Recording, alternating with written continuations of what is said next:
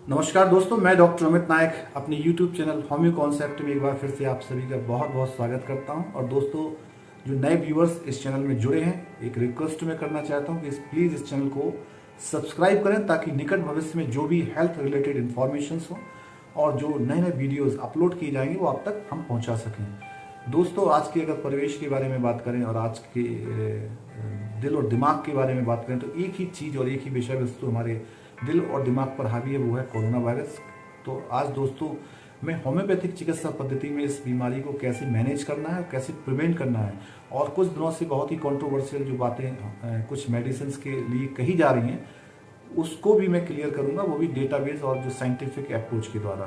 तो दोस्तों, first homeopathic remedy जिसको मैं बताना चाहता हूँ वो है आर्सेनिकम एल्बम, जिसको भारत सरकार आयुष मंत्रालय द्वारा रिकमेंड किया गया था और उसमें कहा गया था कि अगर आप 3 डोज आर्सेनिकम एल्बम के पर डे 1 डोज 3 दिन तक खाली पेट अगर आप लेते हैं तो ये हमारे शरीर की इम्यूनिटी को स्ट्रॉन्ग करती है। तो ये सत्य है और ये हमारे शरीर में एंटीबॉडीज को फॉर्म करती है। लेकिन अपनी क्लिनिकल प्रैक्टिस में मैंने जाना और समझा है कि आर्सेनिकम एल्बम एक ऐसी दवाई है जो कि केवल फिजिकल इम्यूनिटी को ही स्ट्रॉन्ग नहीं करती है, बल्कि हमारे अंदर की निगेटिविटी को, हमारे अंदर के फियर को, हमारे अंदर जो होपलेसनेस है, जो डिस्पेयर है, पैसिमिस्टिक है, उन सारी चीज़ों को रिमूव करके मेंटली स्ट्रॉन्ग करती है और मेंटल इम्यूनिटी में भी ये बहुत अच्छा काम करती है। तो arsenicum album is a very good remedy जो बहुत अच्छा काम करती है आपकी मेंटल और फिजिकल इम्यूनिटी को स्ट्रॉन्ग करने के लिए। दोस्तों, जब कोविड-19 का दौर स्टार्ट हुआ था तो लोगों ने एक मेडिसिन के बारे में बहुत ज़्यादा चर्चा की थी, वो है ब्रायोनिया एल्बा। और चाहे हमारे वो कॉन्स्टिट्यूशनल प्रिस्क्राइबर हों, चाहे पैथोलॉजिकल सिमिलियम के अकॉर्डिंगली जो मेडिसिन को प्रिस्क्राइब कर रहे हों, तो एक जरूर मैं बात कहना चाहता हूं कि जो ब्रायोनिया एल्बा है वो प्रोडिक्शन के अकॉर्डिंगली दवाई नहीं दी जा रही है। हमारे एम्स के कुछ साइंटिस्टों ने, कुछ रिसर्चर्स ने, कुछ प्रूवर्स ने बहुत अच्छी बात कही थी कि जब कोविड-19 आया था तब बताया गया था कि कोविड-19 के 11-12 सिम्टम्स जो ज़्यादातर पेशेंट्स में देखने को मिलते हैं, और जब मैंने उन सारे सिम्टम्स को रुब्रिक्स के फॉर्म में डाला रिपर्टरी में, तो जो मेडिसिन निकल के आई वो ब्रायोनिया एल्बा है। इसीलिए लोग बोलते हैं कि ब्रायोनिया एल्बा बहुत अच्छा काम करती है। 70 to 80% जो इनिशियल स्टेज में कोरोना वायरस और कोविड का जो इन्फेक्शन होता है उसमें इसका रिजल्ट अच्छा है। तो ये अगर आप इस तरीके से समझेंगे, क्योंकि ज़्यादातर पेशेंट्स में वही सिम्टम पाए जाते हैं जो कि ब्रायोनिया एल्बा के सिम्टम्स होते हैं, तो जब दोनों के सिम्टम्स को मिलाते हैं तो मेडिसिन जो निकल के आती है वो ब्रायोनिया एल्बा है। तीसरी मेडिसिन एंटीमोनियम टार्टिकम। जब आपने एक बात को समझा होगा और जाना भी होगा कि जब कोरोना का इन्फेक्शन होता है तो सबसे इम्पॉर्टेंट जो कॉम्प्लिकेशन होता है वो निमोनिया होता है। तो निमोनिया इसका सबसे इंपॉर्टेंट कॉम्प्लिकेशन होता है। लेकिन जब 4th स्टेज में व्यक्ति पहुंच जाता है निमोनिया की, जिसको स्टेज ऑफ रिजोल्यूशन बोलते हैं, जहां पे accumulation of mucus in whole respiratory tract which produce death rattle sound, उसमें एंटीमटार्ट बहुत अच्छा काम करती है। जहाँ पे पेशेंट को डिस्निया की प्रॉब्लम होती है, सांस लेने में बहुत ज़्यादा दिक्कत होती है, ऑक्सीजन का लेवल गिरने लगता है, पेशेंट को बहुत ज़्यादा घबराहट होती है, उस कंडीशन में एंटीमटार्ट बहुत अच्छा काम करती है। फॉस्फोरस के बारे में बात करूं तो फॉस्फोरस उन पेशेंटों में बहुत अच्छा काम करती है जिनको ये फील होता है कि चेस्ट के ऊपर कुछ वेट जो है रख दिया गया है, या बहुत ज़्यादा टाइटनेस फील होती है चेस्ट रीजन में, और ये भी निमोनिया की बहुत अच्छी दवाई है। और जब पेशेंट कफ नहीं निकलता तो बहुत ताकत लगानी पड़ती है, जिसके साथ में ब्लड भी निकल के आ जाता है, और जो उसका फीचर्स होता है ब्लड का वो ब्राइट रेड कलर का ब्लड होता है। और इसमें एक प्रीडिस्पोजिंग फैक्टर होता है कि अगर किसी व्यक्ति को कोरोना से वो पीड़ित है और वह ठंडा पानी और आइसक्रीम ले लेता है तो उसकी जो इंटेंसिटी है डिजीज की वो 10 गुना बढ़ जाती है। तो फॉस्फोरस उन केसों में भी बहुत अच्छा काम करती है। दोस्तों, एक मेडिसिन है कार्बोवेज। कार्बोवेज के बारे में बहुत सारी बातें कही गई हैं। तो कार्बोवेज जब एंटीमोनियम टार्टिकम काम नहीं करती है, और एंटीमटार्ट से भी ऊपर की रेमेडी है।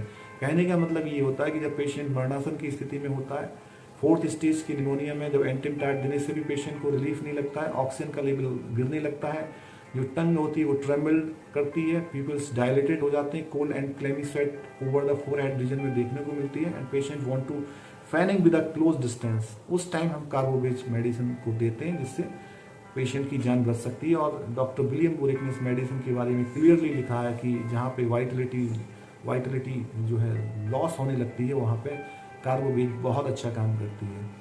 ही पर सेल्फ उन पेशेंटों में बहुत अच्छा काम करती है जो कहते हैं कि थ्रॉट में बहुत ज़्यादा इरिटेशन हो रहा है, बहुत ज़्यादा पेन देखने को मिलता है और सेंसेशन ऐसा फील होता है जैसे हमारे थ्रॉट रीजन में प्लग फंसा हुआ हो या फिर स्प्लिंटर लाइक सेंसेशन होता है और पेशेंट बहुत ज़्यादा हाइपर सेंसिटिव टू कोल्ड होता है। तो ऐसे पेशेंटों में ये मेडिसिन बहुत अच्छा काम करती है। और यह जब कोरोना का जब कॉम्प्लिकेशंस होते हैं, कोविड की जो कॉम्प्लिकेशंस होते हैं उसमें लंग एब्सेस हो जाता है या फिर पस फॉर्मेशन होने लगता है लंग्स में और लंग्स डैमेज होने लगता है, उसमें हीपरसल्फ का भी रोल बहुत अच्छा देखने को मिलता है। अब बात करते हैं कुछ ऐसी मेडिसिन के बारे में जिनके बारे में आप सभी लोग सुन चुके हैं और फेसबुक के माध्यम से हो चाहे व्हाट्सएप के माध्यम से उन मेडिसिन ने काफ़ी कुछ अटेंशन पाया है। वो रेमेडीज हैं एस्पिडोस्पर्मा एंड वेनेडियम मेटालिकम। तो दोस्तों एस्पिडोस्पर्मा के बारे में एक बात जो मैं क्लियर करना चाहता हूँ कि एस्पिडोस्पर्मा बहुत अच्छा काम करती है ऑक्सीजन सेचुरेशन में। लेकिन इस बात को मैं डिनाई करता हूं कि अगर जो लोग कह रहे हैं कि एस्पिडोस्पर्मा ऑक्सीजन का लेवल एकदम से 5 मिनट में आपका 15 से 20% बढ़ा देती है, तो इसको मैं उचित नहीं मानता हूं और ऐसी सलाह मैं कोविड के पेशेंट्स को नहीं देना चाहता हूं। क्योंकि अगर आप ऑक्सीजन पे डिपेंड हैं और इस मेडिसिन के भरोसे अगर आप ऑक्सीजन सिलेंडर या ऑक्सीजन नहीं ले रहे हैं तो आपके लिए जानलेवा भी हो सकता है। तो आपको तुरंत ऑक्सीजन सिलेंडर या ऑक्सीजन आप ले रहे हैं उसको हटाने की जरूरत नहीं है। हाँ, ये रेमेडी 3 से 4 दिन में अगर देते हैं, क्योंकि फर्स्ट डोज के देने के बाद ये 4 से 5% ऑक्सीजन का सेचुरेशन ये बढ़ा देती है। तो अगर आप ऑक्सीजन ले रहे हैं तो ऑक्सीजन लेते जाइए और साथ में ये दवाई लेते जाइए और अपना पल्स ऑक्सीमीटर से ऑक्सीजन को चेक करते जाइए। जैसे जैसे बढ़ता जाएगा मेडिसिन लेने के बाद फिर धीरे धीरे आप ऑक्सीजन लेवल को कम कर सकते हैं, लेकिन तुरंत इसको कम नहीं करना है। दूसरा, इस मेडिसिन के बारे में क्लियर करना चाहता हूँ कि ऑक्सीजन सैचुरेशन में बढ़ाने में ये मदद करती है, लेकिन ये कोरोना की अच्छी रेमेडी नहीं है। कोरोना वायरस या कोविड की ये अच्छी मेडिसिन इसलिए नहीं है क्योंकि आपको पता है कि अगर मान लो ऑक्सीजन सैचुरेशन लंग्स में इन्फ्लामेशन की वजह से हो रहा है, तब हम एस्पिडोस्पर्मा को अगर देते भी हैं तो उससे पेशेंट को फायदा नहीं होता, क्योंकि इन्फ्लामेशन अगर ठीक नहीं होता तो पेशेंट को रिलीफ नहीं लगता। तो हमें वो मेडिसिन होम्योपैथी की देनी चाहिए जो कि इन्फ्लामेशन को करेक्ट कर सके, उसको ठीक कर सके। इन्फ्लामेशन ठीक होगा तो सैचुरेशन बढ़ जाएगा। एस्पिडोस्पर्मा तब देते हैं जब पेशेंट को लंग्स में इन्फ्लामेशन और इन्फेक्शन देखने को नहीं मिलता, लेकिन उनका ऑक्सीजन का स्तर कम होने लगता है। उस कंडीशन में एस्पिडोस्पर्मा बहुत अच्छा काम करती है, जहाँ पे ऑक्सीजन सैचुरेशन कम होता है, एज्मा की प्रॉब्लम होती है, डिस्निया की सीओपीडी। और वेनेडियम मेटालिकम भी सेम उसी कंडीशन में काम करती है, लेकिन हीमोग्लोबिन में जब ऑक्सीजन का लेवल कम होने लगता है तो ये मेडिसिन बहुत अच्छा काम करती है और इंक्रीज कर देती है। और ये मेडिसिन भी अस्थमा में बहुत अच्छा काम करती है, सीओपीडी में अच्छा काम करती है, डिफिकल्टी ब्रीदिंग में अच्छा काम करती है। तो जब कभी भी ऐसे सिम्टम्स देखने को मिलते हैं जहाँ पे, लेकिन हाँ, इन्फ्लामेशन की कंडीशन में ये मेडिसिन उतना काम नहीं करेगी जितना ब्राइनिया और तमाम मेडिसिन जो अभी मैंने आपको बताई। तो इन चीज़ों को हमें समझने की ज़रूरत है कि किस प्रकार से होम्योपैथी मेडिसिन वर्क करती है। अब बात करते हैं कुछ ऐसे मेडिसिन के बारे में, क्योंकि दोस्तों कोरोना पोस्ट कोरोना या कोरोना का जो इन्फेक्शन है या कोविड की जब रिपोर्ट हम कराते हैं नेगेटिव आती है, नेगेटिव होने के बाद जो डेथ हो रही है, उन चीज़ों को भी समझने की ज़रूरत है। तो दोस्तों कभी कभी ऐसा हो रहा है कि जो ब्लड है, ब्लड में थ्रोम्बस और क्लॉट फॉर्म हो रहा है, और क्लॉट फॉर्म हो जाता है तब हमारी जो कार्डियक मसल्स हैं वो वीक होने लगती हैं और उस कंडीशन में हमारे हार्ट पे इफेक्ट पड़ता है, बीपी हमारा रेज हो जाता है और पेशेंट की डेथ हो सकती है, हार्ट फेलियर हो सकता है, कार्डियक अरेस्ट हो सकता है। तो उनमें हमें वो रेमेडीज देने की ज़रूरत होती है जो ब्लड में जो क्लॉट फॉर्म हो रहे हैं उनको ये डिजॉल्व कर सके। तो 3 मेडिसिन बहुत अच्छा काम करती है उसमें। एक लैकेसिस है, सेकेंड इंपॉर्टेंट रेमेडी क्रोटिलस हॉराइडस है और थर्ड मेडिसिन बाइप्रा है। अब तीनों रेमेडीज को जो सिम्टम्स जैसे जैसे आते हैं उनके अकॉर्डिंगली हमें प्रिस्क्राइब करना है कि कैसे सिम्टम्स देखने को मिल रहे हैं। तो दोस्तों उम्मीद है कि यह वीडियो आपको पसंद आया होगा, और अगर आपको यह वीडियो पसंद आया तो कमेंट सेक्शन में अपनी राय रखें, और इस वीडियो से जुड़ी हुई कोई भी जानकारी अगर आप जानना चाह रहे हैं तो कमेंट सेक्शन में आप इसमें पूछ सकते हैं।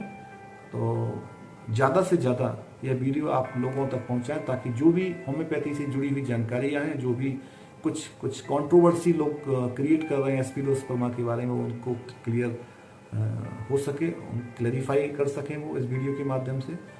तो आप घर पे रहें, अपने परिवार का ध्यान रखें, अपना खुद का भी ध्यान रखें। बहुत बहुत धन्यवाद आपका। नमस्कार।